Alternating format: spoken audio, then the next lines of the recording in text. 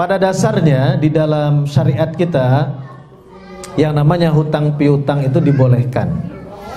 Ya dibolehkan hutang piutang itu, tapi harus ada ilmunya. Ya kita harus tahu adab-adabnya. Kita harus tahu syarat-syaratnya. Ya sesuai dengan firman-firman Allah Subhanahu wa taala ya di dalam Quran surat Al-Baqarah ayat 282 itu adalah ayat yang paling panjang. Ya di dalam surat Al-Baqarah ayat 282 itu ayat yang paling panjang dan itu berbicara tentang masalah hutang piutang. Di dalamnya beberapa kali disebutkan catat, tulis. Ya, itu dasarnya. Kemudian yang kedua, di dalam hadis riwayat Bukhari, bahwasanya Nabi Shallallahu Alaihi Wasallam dahulu pernah berhutang makanan kepada seorang Yahudi. Ingat di sini harus diperhatikan pelan-pelan Bapak sekalian. Nabi dulu berhutang kepada Yahudi itu melakukan transaksi tidak tunai alias hutang piutang. Ini di dalam masalah makanan untuk memenuhi kebutuhan keluarganya. Ini pertama. Ini ada ilmu penting di sini. Jadi ketika berhutang yang dicontohkan oleh Nabi Shallallahu Alaihi Wasallam adalah untuk memenuhi kebutuhan pokok, bukan untuk memenuhi gaya hidup, bukan untuk memenuhi gengsi-gengsian. Ya. Jadi sesuatu yang apa? Sesuatu yang darurat. Nah, ini syarat yang berikutnya. Yang berikutnya itu harus darurat. Apa yang maksud dengan darurat? Kalau tidak kita melakukan satu hal itu, ini darurat Pak ya, Bu. Kalau kita tidak melakukan hal itu, maka kita akan kehilangan nyawa. Ya. Jadi kalau belum ada kondisi seperti itu, kita akan kehilangan nyawa.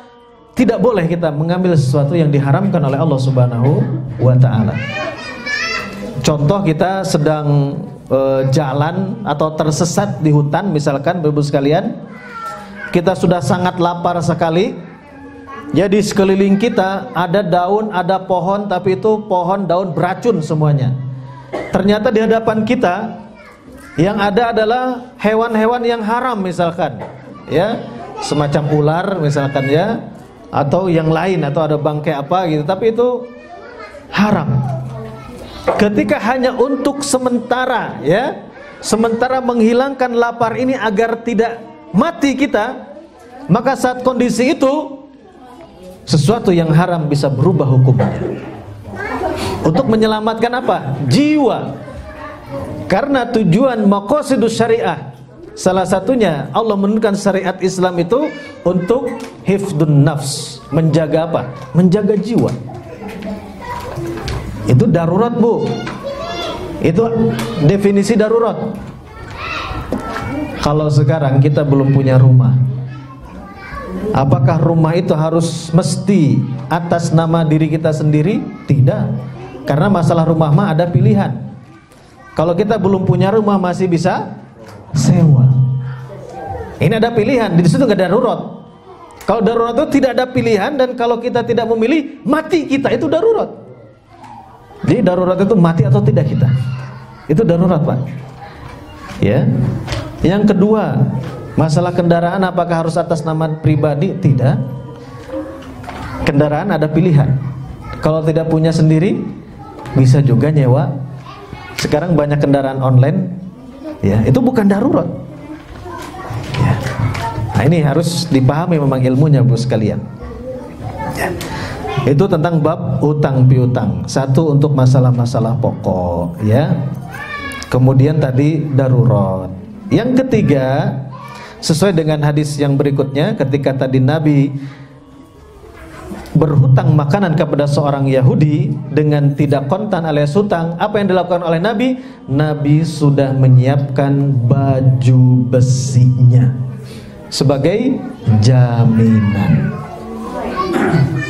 Jadi kalaupun Nabi katakanlah tidak bisa membayar hutang makanannya, sebetulnya sudah lunas karena sudah ada baju besinya. Yang dia apa? Dijaminkan oleh siapa? Oleh Nabi Shallallahu Alaihi Wasallam. Lihat, Nabi Shallallahu Alaihi Wasallam menjadi contoh, menjadi teladan terbaik untuk kita sebagai umatnya di dalam berhutang. Jadi kalaupun mau berhutang, contoh siapa? Nabi Shallallahu Alaihi Wasallam sudah menyiapkan alat untuk membayar hutangnya. Nah sekarang kita ngutang asal baik, Pak. Makanya hutang itu bos sekalian membayar kepastian dengan ketidakpastian. Kalau sekarang itu, ya membayar kepastian dengan ketidakpastian. Ketika bapak ibu teken itu ngutang itu pasti harus dibayar. Sedangkan alat untuk membayarnya pasti tidak.